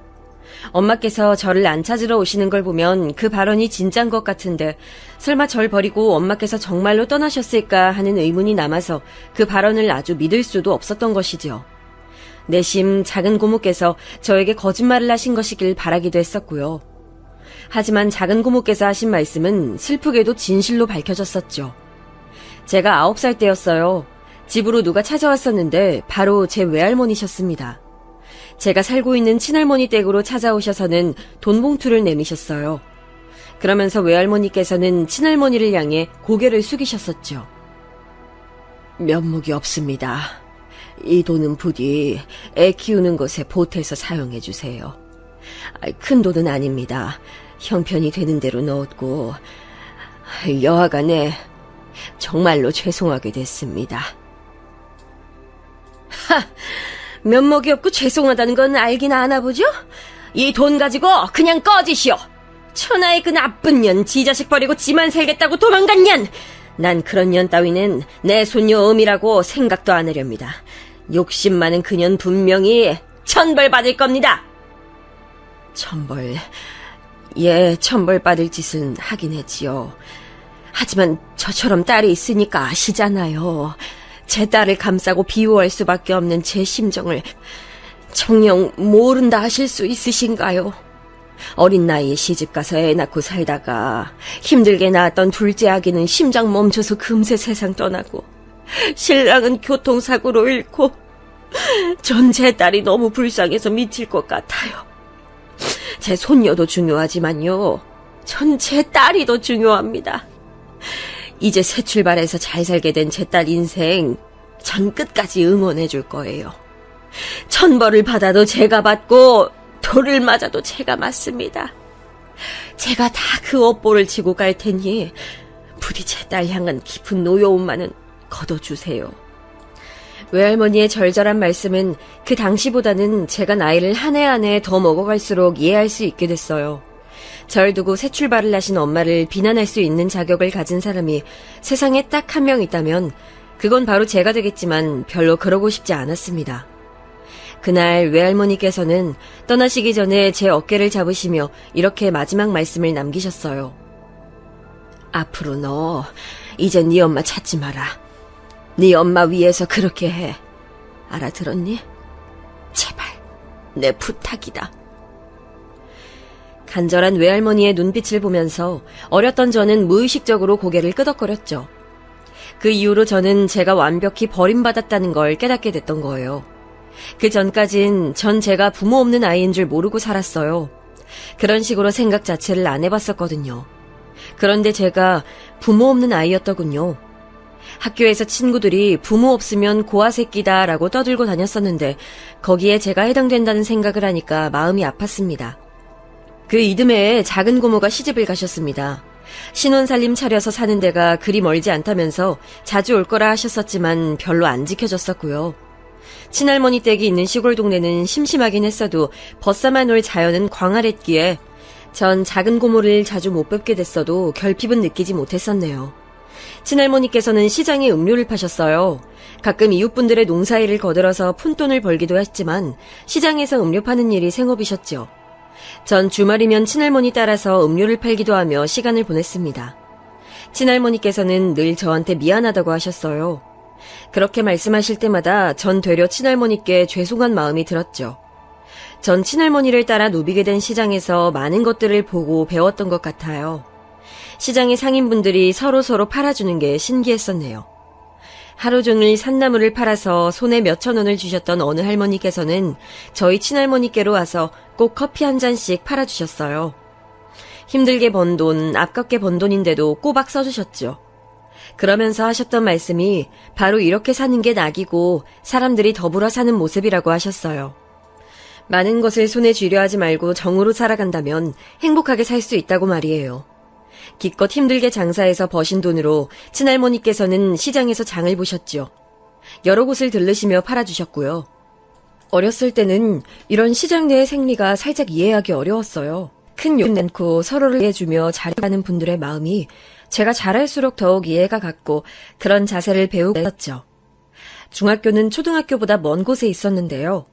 그러다가 고등학교는 아예 친할머니 댁을 떠나서 큰고모 댁에 살며 다녔어요. 큰고모 댁에 산다는 게 어색했고 싫었으나 친할머니의 뜻이 오셨기에 그렇게 했었네요. 이왕 고등학교 다닐 거라면 친구들이 많고 주변 활기찬 곳으로 학교를 다녔으면 좋겠네.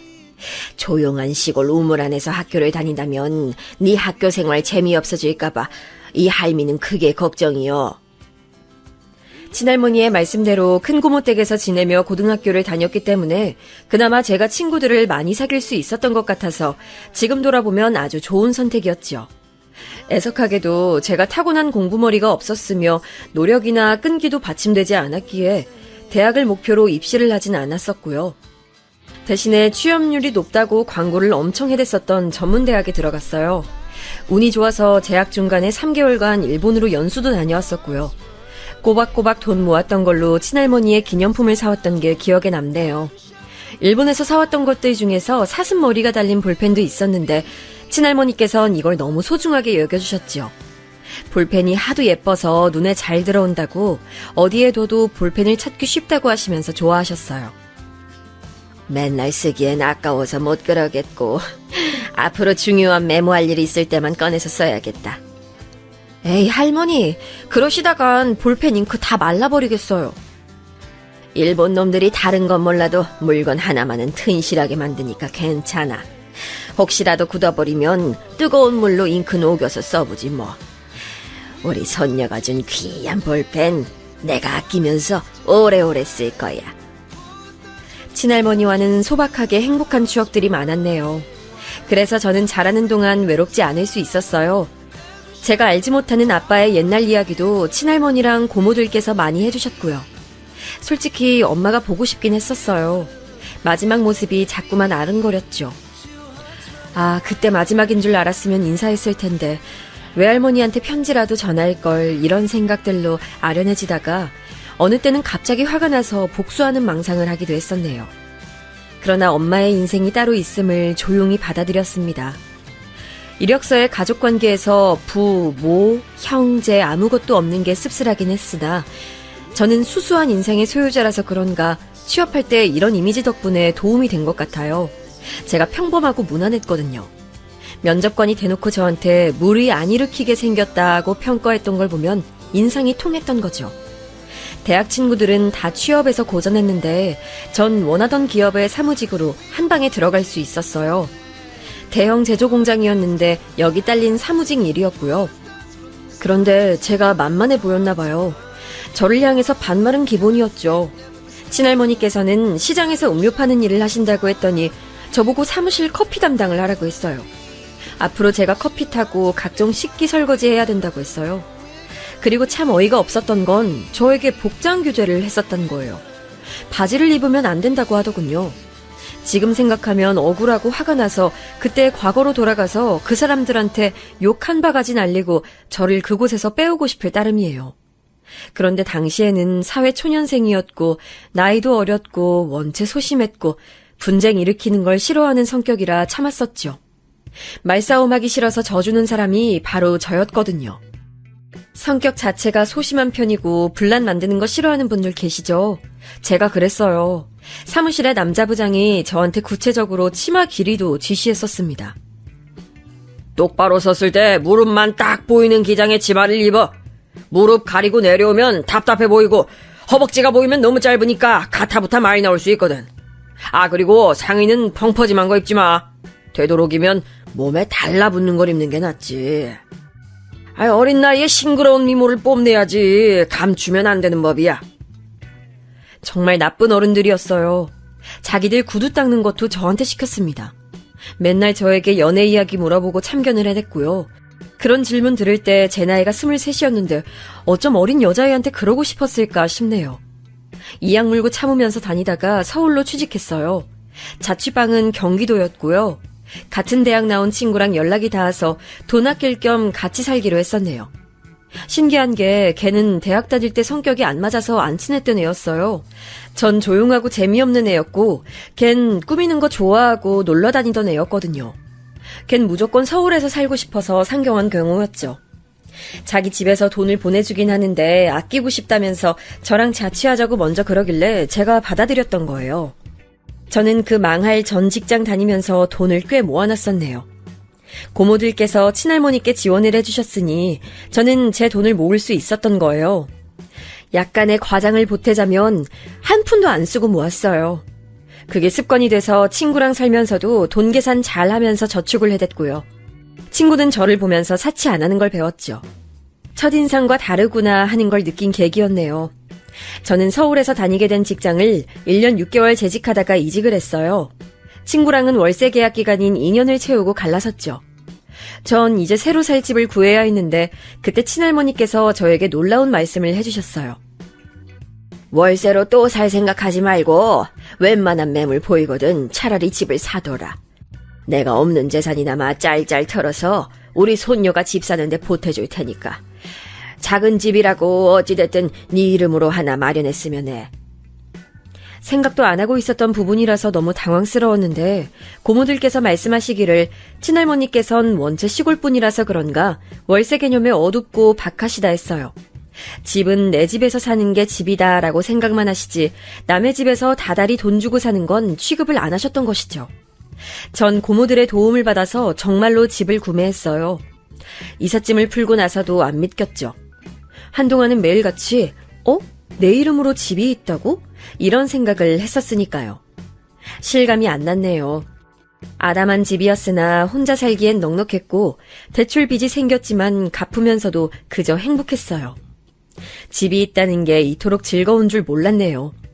새 직장도 열심히 다니고 있던 와중에 같이 살았던 친구가 저한테 남자를 소개시켜줬어요. 제가 알뜰살뜰하게 사는 것을 지켜보면서 감명을 받았던 그 친구가 얼굴 괜찮게 생긴 남자 소개가 자기한테 들어온 것을 저에게 넘긴 거예요. 자기는 새로 남자친구가 생겨서 사귀고 있는 와중이라면서 그렇다고 그 남자를 흘려보내기엔 아까우니까 저라도 한번 만나보라고 했었죠. 사람 인연이란 이렇게 스치고 꼬이고 엇나가고 그러는 것인가 봅니다. 어쨌든 그 인연 저한테 왔었지요. 연애 끝에 제 남편이 되기도 했었고요. 3살 연상의 남편이 초반부터 전 마음에 들었어요. 왜냐하면 제가 양친이 다 안 계신다고 말을 했을 때 남편이 되게 덤덤한 반응을 보였었거든요. 불쌍하단 시선도 아니었고 당황한 기색도 아니었어요. 그냥 표정이 충분히 그럴 수도 있다고 말하는 느낌이었네요. 절 있는 그대로 바라봐주는 느낌이라서 좋았어요. 남편도 거의 처음부터 저를 마음에 들어했죠. 제가 절약하고 사는 게 워낙 습관이라 물건 하나를 사도 값을 다 비교하면서 사고 채소는 마트에서 절대 안 사고 첨가물 가게에서 저렴하게 구입하고 이렇게 살았는데 남편은 그런 저를 흥미롭게 여겼던 거라고 하더군요. 저를 알면 알수록 신기하다고 했었어요. 전 다이소 애용자예요. 똑같은 용량의 과자도 대형마트에서 1,300원 하는데 다이소에선 1,000원 하거든요. 다이소는 500원 단위로 값이 떨어지기 때문에 300원으로 가격이 안 끝나요. 1,500원을 받을 순 없으니까 1,000원 받는 거랄까요? 저는 이 사실을 알아서 다이소를 애용해봤는데요. 남편은 제 덕분에 새로운 사실들을 알게 됐다며 재밌어했고 저랑 결혼하면 알뜰살뜰하게 살 것 같다 그랬어요. 사치와 낭비가 심한 명품 좋아하는 여자들하고 넌 다른 것 같아. 사은품으로 받은 에코백을 활용하고 다니는 널 보면서 많은 걸 느꼈고 내 스스로를 돌아보기도 했어. 너랑 결혼한 남자는 행운을 잡는 거야. 이왕이면 나는 내가 그 행운을 잡았으면 좋겠는데. 남편이 처음 결혼 이야기를 꺼냈을 때 저희는 다이소 매장 앞에 횡단보도에서 초록불을 기다리고 있던 와중이었죠. 전 거창하게 살아온 적이 없었기 때문에 그런 순간들이 구질구질하다고 생각조차 안 해봤어요. 그냥 그 진심이 느껴져서 좋았을 뿐이었죠. 시간이 더 지나서 전 남편하고 결혼하게 됐어요. 네 집에서 신혼생활 생각하고 대출빚 남은 건 내가 갚는 걸로 하자. 그리고 네 집 나랑 공동명의로 돌리는 거야. 괜찮은 생각이지? 남편이 너무 아무렇지도 않게 말을 꺼내서 하마터면 홀라당 넘어갈 뻔했는데 고모들이 기를 쓰고 반대해서 공동명의로 안 했었어요. 고모들께서는 대출 빚을 싹 다 갚고 나서 공동명의를 하든지 말든지 하라고 처음부터 공동명의를 하고 결혼하는 건 절대 안 된다고 못을 박으셨습니다. 제 집은 고모들께서 도와주신 덕에 마련할 수 있었던 것이기 때문에 전 고모들의 의견을 따르기로 했었고요. 시아버지께서는 제가 고아라는 것에 난감해 하셨어요. 조모의 품에서 자라오고 일찍이 사회생활 시작해서 돈 벌어온 게 기특하고 짠하기도 하지. 근데 왜 하필 결혼 상대로 점 찍은 게 우리 아들인가 싶기도 하고 심경이 복잡하구나. 아주 솔직하게 말씀을 해주셨었네요. 저라는 사람 자체로 보자면 열심히 살아온 대견한 존재지만 막상 당신의 아들 짝인 며느리로 들이자니 속이 상하신 거였죠. 남편한테는 형이 있었어요. 둘이 나이 차이가 좀 나는 편이었죠. 6살 차이니까요. 아주버님께서는 결혼하신 상태였고요. 애가 둘이었답니다. 또한 대릴사위라고 볼 수 있는 분이셨어요. 왜냐하면 형님 집이 좀 사는 편이라고 그랬거든요. 재산도 있는 데다가 교육자 집안이라서 특유의 가풍이 있다나 뭐라나 하던데요. 남편이 한번 저한테 귀띔을 해준 바로는 형님네 집안에서 시어머니를 별로 안 좋아한다고 하였습니다. 지금은 그게 너무나 잘 이해가 가는데요. 당시엔 그 소리를 듣고 나서 시어머니가 너무 가여웠어요. 그리고 저는 엄마로부터 버림받았던 사람이기 때문에 괜히 시어머니가 애틋하게 느껴졌던 것도 있었죠. 이렇게 됐으니 어쩔 수 없지. 그래, 둘의 결혼을 허락하마. 내가 앞으로 널 내 딸이라고 생각하면서 살 거야. 난 아들 녀석만 둘이라서 늘 딸을 가지고 싶었는데 생각해보니 아주 잘 됐네. 시어머니께서 그렇게 말씀해 주셨을 때 제가 얼마나 감동받았었는지 몰라요. 친할머니로부터 많은 사랑을 받았고 고모들이란 든든한 방패도 있었지만 제게 늘 엄마라는 존재의 결핍이 자리하고 있었어요. 아빠는 일찍이 돌아가신 분이라서 어쩔 수 없다고 쳐도 엄마는 저를 직접 저버리셨던 분이었기에 가슴에 은근한 서름이 계속 박혀 있었거든요. 그러니 제가 시어머니께 금방 마음을 열었던 것 같네요. 결혼식 비용부터 각종 혼수 등등 시댁에서 준비하고 부담을 했고 저희 집의 대출빚도 앞으로 남편이 갚는 걸로 했어요. 그 대신 결혼 생활을 제 집에서 시작했죠. 저는 친할머니께서 강력히 주장하시는 바람에 얼떨결에 마련했던 그 집 하나로 결혼을 할 수 있었던 셈이었네요. 시어머니께는 뭉쳐다니는 모임이 있는데요. 시어머니 포함 4명이 정예 멤버고 가끔 참여하는 2명까지 추가하면 총 인원은 6명입니다. 정예 멤버 중에서 시어머니 포함 3명은 서로가 어렸을 때부터 알아온 고향 친구들이에요. 나머지 정예 멤버 1명은 3명 중 1명의 육촌 관계고요. 서로가 고향 친구들인데다가 친척이기까지 그러니 끈끈했던 것이죠. 제가 시어머니의 인간관계를 어떻게 알게 됐냐고요? 시어머니께서 하도 그분들과 자주 어울려 다니시는 것도 모자라서 결혼한 지 1달 만에 저를 그분들에게 눈도장 찍게 만드셨기 때문이에요. 시댁이 오래된 빌라인데 분위기가 좀 삭막했습니다. 집은 넓은데 전체적인 색감이 어두운 편이었고 구조도 옛날 구조였죠. 그런데 제 집은 남향이라서 그런지 항상 밝았어요. 아담한 평수이긴 해도 구조가 원체 잘 빠져서 답답한 느낌이 없었고 무엇보다 세련된 분위기였죠. 시댁 돈으로 마련한 가전제품들 구경을 한다는 명목으로 시어머니께서 정예 멤버들을 이끌고 제 집, 그러니까 신혼집에 방문하셨어요.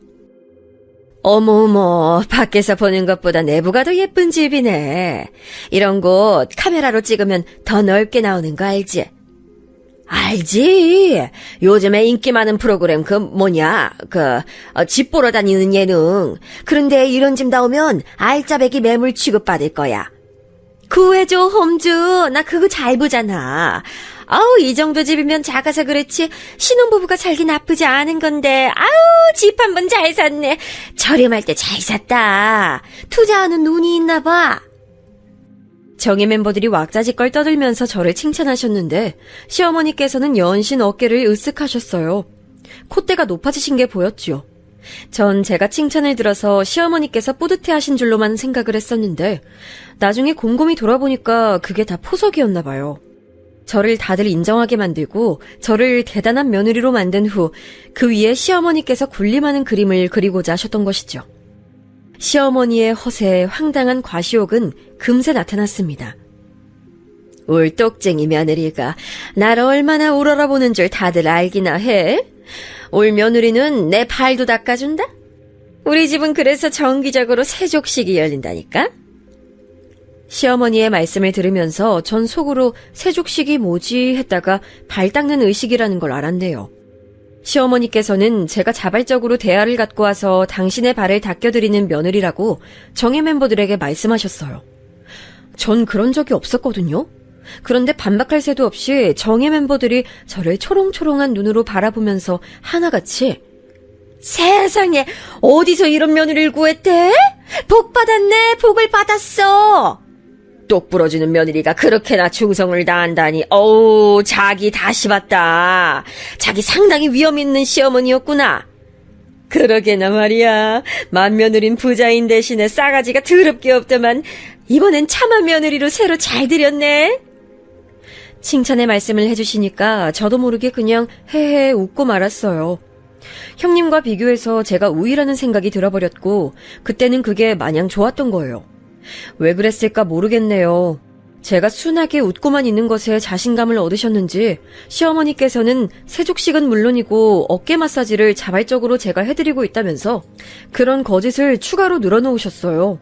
정예 멤버들은 다들 부럽다는 눈길로 시어머니를 쳐다봤고요.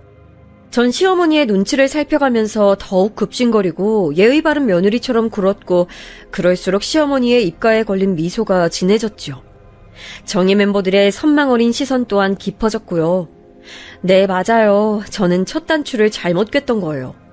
그 후로 시어머니께서는 점차 제 위에 군림해 가셨는데 그 강도가 서서히 높아지고 제 일상에 조금씩 스며들어서 저도 모르는 사이에 이미 저는 시어머니께서 행하시는 것들에 잠식되어 있었답니다. 정신을 차리고 보니까 몇 달 뒤에 저는 부랴부랴 퇴근하자마자 남편 저녁 밥상 차려놓고 그걸 카톡으로 사진 찍어서 시어머니께 보고드리는 일상을 보내고 있었더군요. 저녁 밥상 차린 걸 카톡으로 전송드리고 나서 시어머니께 응 잘했어 라는 답장을 받으면 그것으로 확인 끝이었어요. 남편이 저보다 직장에서 업무가 많은 편이었고 출퇴근 거리도 저보다 멀어서 항상 제가 먼저 퇴근을 했거든요.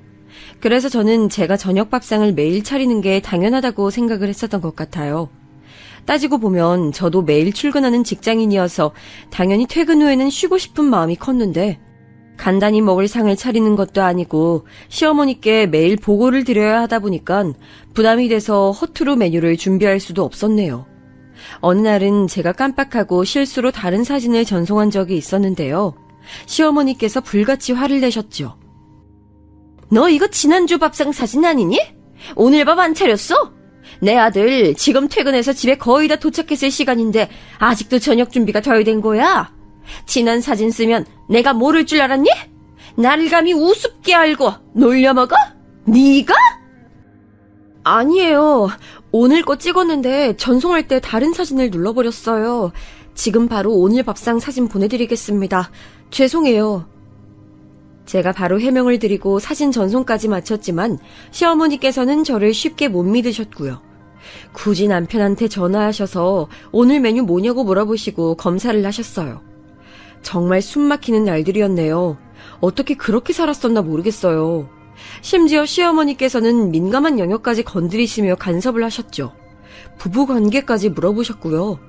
저한테 남편 만나기 전에 연애는 몇 번 해봤냐고 물어보시길래 솔직하게 연애 경험 2번이라고 말씀드렸더니 저한테 뭐라고 하셨던 줄 아세요?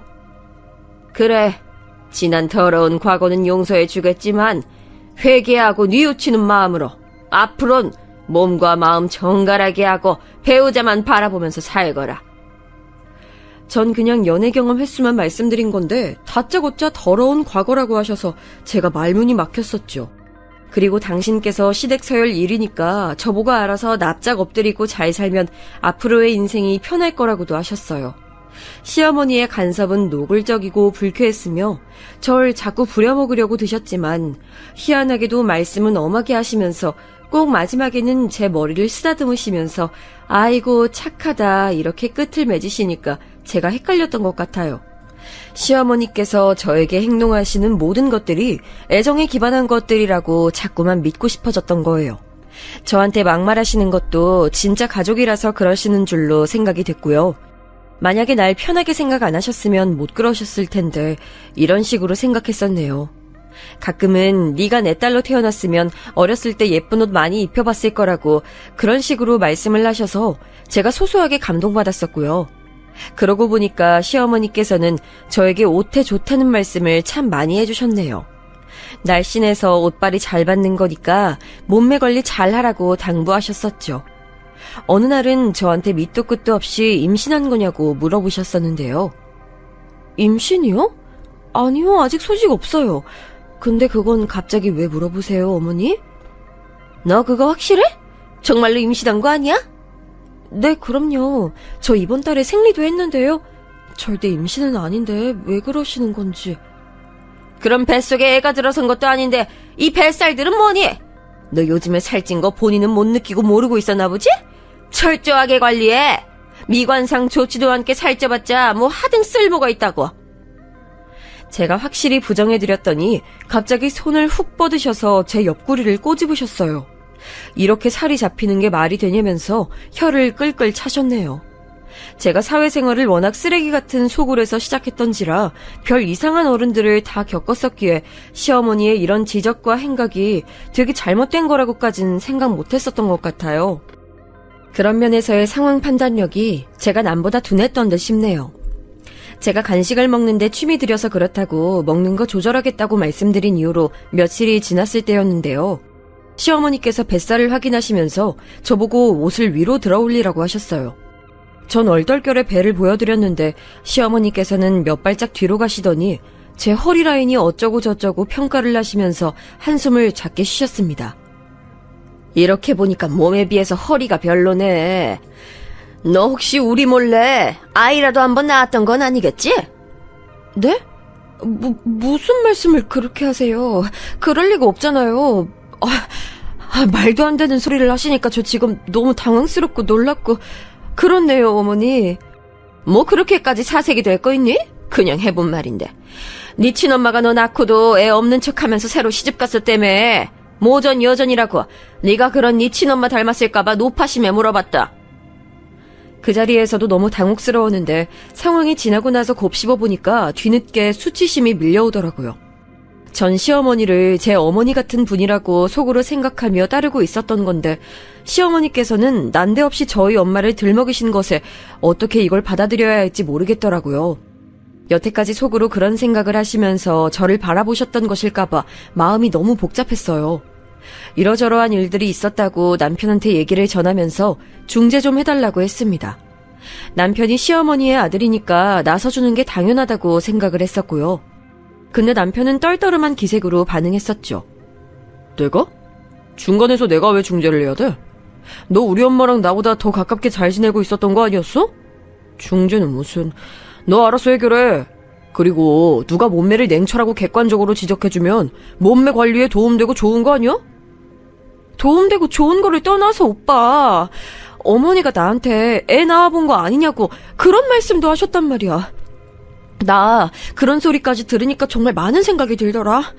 앞으로 어머니 뵐 때마다 그 발언 계속 생각날 것 같고 진짜 속이 답답해. 난 네가 더 답답하다. 너 출산해본 적 없잖아. 네가 떳떳하면 될 일이지 뭘 그렇게까지 속에 담아두고선 두고두고 신경을 쓰려고 해. 그냥 잊어버리면 될 것을. 남편이 너무 심드렁하게 나오니까 제가 혼자 예민하게 구는 건가 싶어서 헷갈렸네요. 그리고 남편은 자꾸 자기가 느끼기엔 시어머니와 제가 가깝고 친해 보인다고 했어요. 허물없는 엄마와 딸 분위기도 나기 시작한다 뭐라나 그런 말을 하면서 감정적으로 맞서지 말고 뭐든지 둥글게 잘 풀어나가라고 저한테 그러더군요. 제가 아랫사람이니까 상황마다 한 번씩 참으면 전부 다 둥글게 잘 흘러갈 거라고 그랬어요. 그리고 저에게는 상대방의 말을 비꼬아서 듣는 재주가 있으니까 그런 걸 버린다면 좋은 성격이 될 거라고도 했었고요. 지금 생각해보면 어처구니가 없는 조언이었죠. 그딴 것도 조언이라고 저한테 해줬었던 것인지 그저 어이가 없을 따름입니다. 그 당시에는 왜 남편한테 제대로 못 따졌었는지 모를 일이에요. 전 시어머니를 아무렇지도 않게 대할 자신까지는 없어서 전전긍긍을 하고 있었건만 정작 시어머니께서는 너무나도 태연하게 평소처럼 제게 연락을 하셨고 행동을 하셨어요. 그래서 저도 물 흐르듯이 원상복귀가 됐었죠. 그 후로 며칠 뒤였어요. 시어머니께서 저한테 퇴근길에 들르라고 하셔서 간 곳이 있었습니다. 그곳은 시어머니께서 당신의 모임 멤버들과 함께 식사를 하고 계신 식당이었어요. 모든 멤버가 다 모여서 테이블 인원이 6명이었죠. 올 며느리 왔네? 내 얼굴 보고 가겠다고 자꾸 떼를 쓰길래 퇴근길에 시간 되면 잠깐 들르라곤 했는데 정말로 올 줄이야. 아유, 집에 들어가서 우리 아들한테 저녁밥 차려주기에도 바쁠 텐데 이렇게 짬을 내서 나도 보러 오고. 역시 올 며느리가 최고다. 시어머니께서 호호 웃으시며 말씀을 하시자 전 어색한 표정 관리를 하며 그 멤버들에게 인사를 냈습니다. 다들 며느리가 헌신적이네 이러시면서 반응을 보이셨죠. 시어머니의 맞은편에 앉아 계셨던 분은 얼굴에서부터 이미 부럽고 신기하다는 기색이 확 드러나 있었어요. 시어머니와 저를 번갈아가며 쳐다보는 눈빛에서 그런 게 느껴지더군요. 결국은 헛기침을 하시면서 그분이 시어머니를 향해 이렇게 말씀하셨었죠. 우리 며느리는 내가 전화하면 무조건 안 받고 꼭 몇 시간이 지나서야 나한테 카톡으로 전화하셨었네요. 무슨 일이세요? 이런 거 보내는 수법이나 쓰는데 넌 참 말을 잘 듣는 며느리를 들였네. 아유, 우리 며느리가 이랬으면 내가 소원이었겠다. 걘 여전히 네 전화 씹고 그러니? 단단히 교육 좀 시켜라 제발. 울 며느리 봐. 나한테 무조건 충성하잖아. 부르면 오고 가라면 가고 웬만한 개보다도 더 맹목적이야. 걔는 사료값이 들지만 울 며느리는 돈을 벌어오니 비교조차 안 되지만 울 며느리가 정성스레 내 발까지 씻겨준다는 건 들어서 알고 있지? 시어머니께서 신나게 주절거리셨고 다른 사람들은 전부 부러움에 가득 찬 표정으로 그런 시어머니의 말씀을 경청했습니다. 전 민망하게 옆에 서서는 낯뜨거워지고 있었죠. 창피하더라고요. 말씀 도중에 시어머니께서 호호 웃으시며 손으로 제 등짝을 몇 대 치실 때는 모멸감마저 느꼈지만 이 분위기를 깨면 안 될 것 같아서 멍청하게 억지로 웃고만 있었네요. 그리고 속으로 생각했죠. 시어머니께서는 당신의 모임 멤버들 앞에서 며느리 꽉 잡고 사는 시어머니라는 걸 과시하는 걸 너무나도 좋아하시는 게 분명하다고요. 우리 아들은 말이야, 회사에서 능력 인정받아서 항상 바빠. 퇴근도 정시에 못한다니까. 우리 아들 찾는 사람이 그렇게 많다네? 그러니까 우리 며느리가 매일 정성 들여서 저녁 밥상 딱 차려놓고 우리 아들 기다려주다 보더라고. 우리 아들이 하도 회사에서 일 많이 하고 고생하는 거 아니까. 우리 아들을 채간 게 엄청난 행운인 것을 우리 며느리가 본인이 가장 잘한다니까. 시어머니의 말씀에 쓴웃음이 나왔었죠. 결혼 전에는 그 행운이라는 말, 남편이 저를 향해서 썼던 표현이었거든요. 근데 이제는 입장이 반대가 돼서 시어머니께서 저의 급을 낮추는데 행운이라는 말이 사용되고 있다니 정말 기분이 묘했네요. 애써 참아 누르면서 자리를 떴던 그날이 지나고 전 시어머니께 말씀을 드렸어요. 다른 사람들 있는 데서 자꾸 멋대로 만들어내신 제 이미지로 거짓말하시고 저를 깎아내리시는 것 같아서 마음이 좋지 않다고 말이죠. 전 과연 시어머니께서 어떻게 나오실까 걱정을 했었는데 의외로 인정을 하시더라고요. 너도 눈치챘겠지만 내가 친구들 앞에서 자꾸만 자랑하려고 드는 버릇이 있어. 안 그러면 그 친구들이 날 죄다 무시하는 걸 어떡하니? 내가 널 얕잡아보고 그러는 게 아니라 그냥 친구들 앞에서 기 안 죽고 싶어서 그러는 것뿐이니까 마음 착한 네가 이해해주렴. 설마 내가 너를 딸처럼 여기고 있는데 함부로 보고 있을까봐? 아유, 절대 아니야. 네가 인성이 나보다 낫잖니. 너 그러니 나 좀 봐준다면 좋겠구나. 그런데 그 인정이 인정이긴 한데 뭔가 캥기는 게 있는 인정이었어요. 결과로 따져봤을 때 저한테 하등 좋은 효과가 없었다는 것이죠. 하지만 그 순간에 저는 그런 걸 고려하지 못했었기에 시어머니께서 제 말에 바로 인정을 하셨다는 부분에만 초점을 맞췄어요. 게다가 저를 딸처럼 보고 계신다고 하니까 제가 또 흐뭇해져 버렸던 것이죠. 바보같이 네 알겠어요 이런 대답이나 했던 것으로 기억이 나네요. 하지만 그건 명백한 실수였고 그 이후로는 시어머니께서 아주 노골적으로 저를 깔아뭉개셨네요. 저한테 하셨던 발언 중에서 가장 인상적이었던 것은 집에서도 편하게 퍼질러 있을 생각 말고 머리도 단정하게 하고 옷도 펑퍼짐한 거 입지 말라는 것이었어요. 이유를 여쭤봤더니 제가 집에서 너무 아무렇게나 하고 있어서 남편이 속상해하고 있다고 하시더라고요. 이건 또 무슨 소린가 했었네요. 제가 집에서 머리 아무렇게나 편하게 고무줄로 질끈 묶고 목 늘어난 티셔츠에 잠옷바지를 입고 침대나 소파에 퍼질러져 있는 모습을 보면 남편이 불만이라도 느꼈었나 봐요. 그걸 시어머니께서 고스란히 일러바쳤더군요. 여자로서의 매력이 빨리 없어지기라도 하면 어떡할 거니? 여자가 늘 긴장하면서 자기 자신을 점검해야 남자의 사랑이 떠나가질 않는 거야. 넌 사치 하나 안 하고 검소하게 사는 것만큼은 100점이니까 이제 외모 관리도 집에서 한다면 완벽해질 거야. 다른 곳도 아니고 집에서 편하게 있으면 안 된다니. 전 직장인이었고 따라서 하루의 피로를 맘 편히 녹이고 싶은 게 당연했는데요. 제가 어이가 없어서 남편한테 따졌다가 황당한 말을 들었어요. 남자는 집에서 속옷만 달랑 입고 드러누워 있어도 되지만 여자는 그러면 안 된대요. 너무 스스로를 다 드러내놓고 있는 건 조신해 보이지 못한다고 했어요. 시어머니나 남편이나 제가 어렸을 때 다녔던 망할 직장의 남자 상사들이나 전부 사고방식이 역겨운 면에서 흡사했던 것 같네요. 그러던 중에 대망의 일화가 터져버렸죠. 제가 연차 남은 게 많아서 평일날 쉬었거든요. 시어머니께서 이걸 아시고는 모임 정예 멤버들이랑 저희 집에서 밥 먹고 싶다고 하셨어요. 며느리가 자기 집에 모셔서 밥 차려준다고 이미 그런 식으로 정예 멤버들한테 다 자랑을 해놨다면서 한 번만 부탁을 들어달라고 하셨습니다. 그날 일정이 있었던 것도 아니라서 알겠다고 그랬어요. 저희 집에서 이른 점심을 드시고 나서 드라이브 나들이로 카페에 가신다고 하셨어요. 그래서 저는 당일 아침에 일찍 음식을 준비하면 된다고 생각했었죠. 그런데 하루 전날 저녁 저한테 카톡을 시어머니께서 보내셨는데 갈비찜이랑 미역국은 꼭 준비하라고 하신 거예요. 마트 문 닫기 전에 얼른 가서 재료 사왔습니다. 그리고 남편하고 다퉜죠. 남편은 시어머니의 기행이 전혀 이상하지 않다며 제가 며느리로서의 도리를 마땅히 다해야 한다고 했어요. 저는 이 모든 상황이 짜증난다고 맞섰고요. 싸우고선 따로 잠들었다가 문득 갈비찜 양념을 재넣어야 한다는 생각이 들었어요. 이른 새벽에 일어나서 양념부터 만들고 고기에 핏물 빼서 재워놨죠. 갈비찜에 미역국이라니 거기에 각종 반찬들까지. 이건 생일상이 아니라 수라상은 되는 듯 싶었습니다. 남편은 툴툴대면서 출근했고 시간이 되자 시어머니께서 정예 멤버들을 이끌고 도착하셨는데요. 어깨에 힘 빡 들어가신 게 보이더라고요. 저한테 본인 가방을 내미시길래 얼떨결에 받았더니 이어서 본인 외투까지 벗어서 저한테 넘기셨어요. 제가 본인의 전용 비서라도 되는 줄 아셨나 봐요. 꾹 참고 가방이랑 외투 정리했네요. 음식 준비한 노력이 아까워서라도 즐거운 식사 시간을 갖고자 했습니다.